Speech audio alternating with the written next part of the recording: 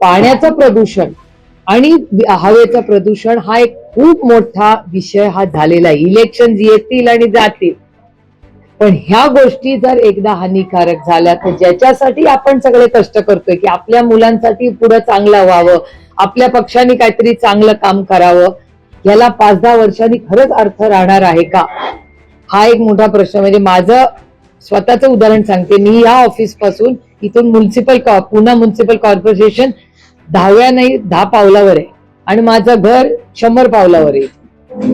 मागच्या इलेक्शनला भारतीय जनता पक्षाचं official statement मी ऐकलेलं आहे पुणेकर म्हणून, कारण का मी पुण्यात तेवढीच राहते जेवढी मुंबईत आणि दिल्लीत राहते, की 24/7 पाणी देऊ. आठवतंय सगळ्यांना? आणि आपण सगळे म्हणत होतो कसं देणार आहेत फॉर्म्युला सांगा. ज्या घरात मी राहते हे 1 किलोमीटर पण नाहीये, तुम्ही सगळे त्या घरी आलेला आहात, पत्रकारी आलेले आहेत. आज आमच्या बिल्डिंग मध्येही टँकर येतो.